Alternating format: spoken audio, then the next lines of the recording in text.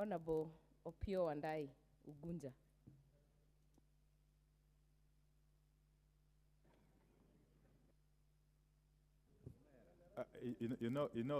There is a tendency which is creeping into this house, which is very dangerous. The constitution and the standing orders are very clear. Yeah, the precedence in this house starts with the speaker, leader of majority, leader of minority. So in that order, that has to be followed. Otherwise, it will cause chaos in this house.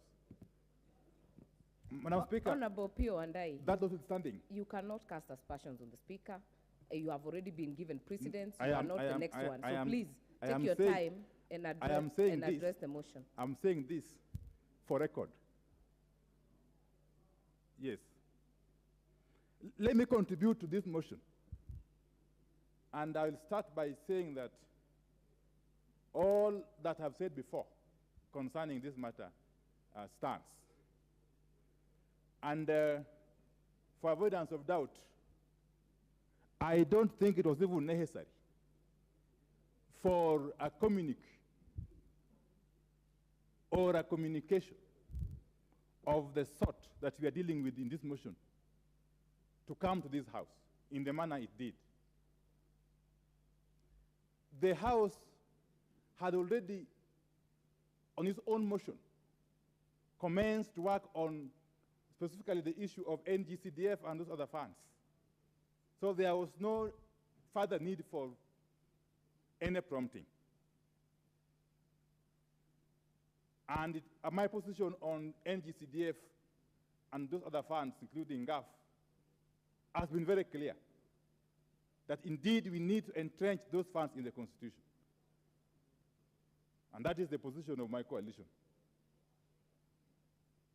Because of the clear benefits that have accrued from those funds to our people everywhere in the country. Coming to the issue of the creation of the position of leader of opposition, I still maintain and hold the view that the approach we are taking is not proper. It's not proper. My position has been that if indeed we think the time is ripe for reviewing the Constitution,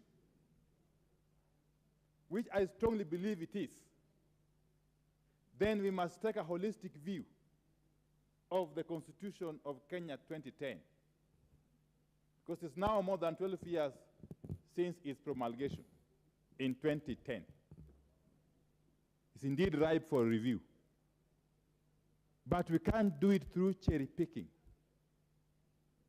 through patchwork. That will not be proper.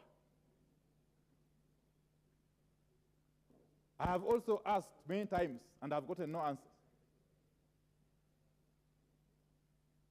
as to what is it that we want to achieve by creating this position of leader of official opposition, whilst retaining intact the structure that we have currently, which is purely presidential. What, for instance, will be the role of the leader of official opposition vis-a-vis the role of the leader of minority party, for instance? Nobody is giving me any answers. I said, and I still want to repeat, that we must choose what we want to do.